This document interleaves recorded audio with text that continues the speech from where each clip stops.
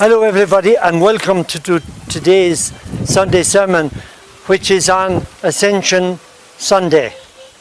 On Ascension Sunday, we remember that Jesus went back to his Father and he made himself available to us ever after. It didn't mean that he was going away and leaving us. And before he left, he asked his disciples, "Go ye therefore and proclaim the good news to all nations, baptizing them in the name of the Father and of the Son and of the Holy Spirit, teaching them to observe all that he had commanded them to do." The Ascension Day is traditionally celebrated on a Thursday, the 40th day of Easter. However, some Roman Catholic provinces have moved the observance to the following Sunday. What we are to do is firmly stated from the mouth of Jesus in the Gospel. I quote, "Go therefore and make disciples of all the nations, baptizing them in the name of the Father and of the Son and of the Holy Spirit, teaching them to observe all that I have commanded you." End of quote. This was said to a small band of people such as the 11 apostles. Pope Francis said on the 13th of May 2018, I quote, "This mission begun by the apostles has been carried out by their successors throughout the ages and continues even today. It requires the collaboration of all of us." End of quote. As reported by Christopher Wells of Vatican News. How do we collaborate with the bishops and the priests in this great mission of making disciples of all nations? Us, mere Christians, mere Catholics. It is not as difficult as we may think.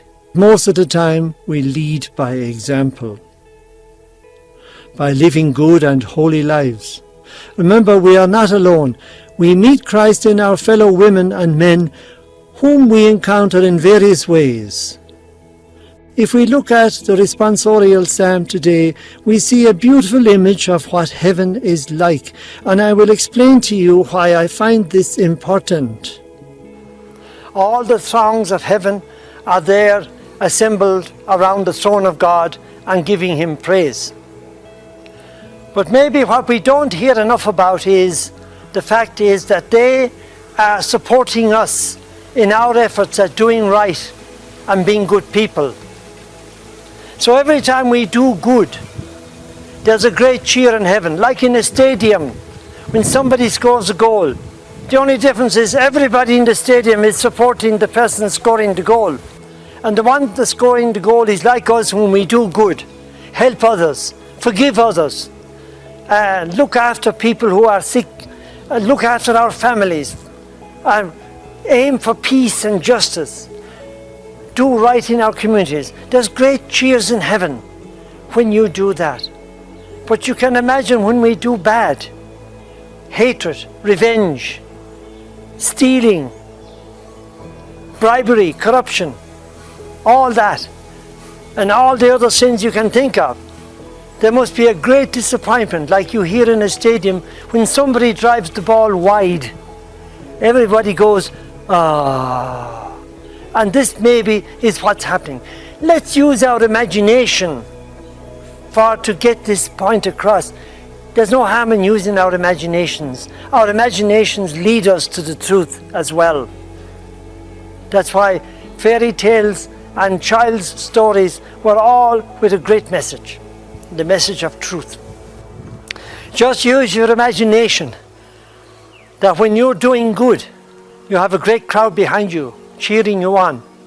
But when you do bad, there is a great sense of disappointment among the saints and the angels. And remember all the saints, the communion of saints, all the wonderful people that are there, the ones we commemorate and love, St. Francis, St. Thomas Aquinas, etc., St. Patrick, etc., etc., all the saints. They're there clapping and praising us. But then when we do bad, they feel so disappointed. Remember to think about God and God issues. The more He is in our mind, the more we become like Him. A good example of experiencing God's love, if there is sunshine, take a little chair, go out and sit for a moment or two or three and sit in the sun. Close your eyes. Allow the heat to soak into your body. This is the love of God. This is like the love of God enveloping you and infusing itself into your very being. I would advise that we don't look at the Ascension as this lifting up of Jesus and ascending like the rockets that we sometimes see going into space, although there is no harm in that. Yet the most important thing to meditate on is that Jesus is back in His rightful place in heaven, and that He is at the same time very near to us. In our first reading today from Acts of the Apostles, it is described that Jesus went up to heaven, and the disciples and the apostles were there looking up, and two angels appeared, and they said, "Why are you there looking up into heaven? The one that has gone up there will come back in the same way." And that's what we're celebrating today. And then the angels said, "Go back to Jerusalem. Remember what He told you to do."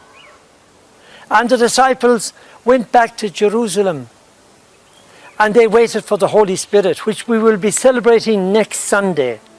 Like the disciples, we may be living in the past. Like looking up is like looking into the past and say, "Oh, I wish He was still here.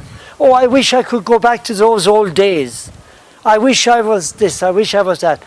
The reality is, He has gone up, He's coming back. We have nothing to fear, we have nothing to be sad about. But He will be with us, and He will definitely be with us in His Spirit. So we get on with our lives when bad things happen, and when we find that we are still here and we are still living and breathing. We may not be totally fully fit, yet we are here, and God has given us another chance if we have been sick and now we are okay, or even if we are still sick and there's no hope for us. Let's put it all in God's presence. Don't live and wallow in self-pity. Jesus is with you. Who else would be better to help you through these moments? And if God's will is that we should be healed, it will happen. Bye for now. Have a lovely Sunday and a lovely peaceful week.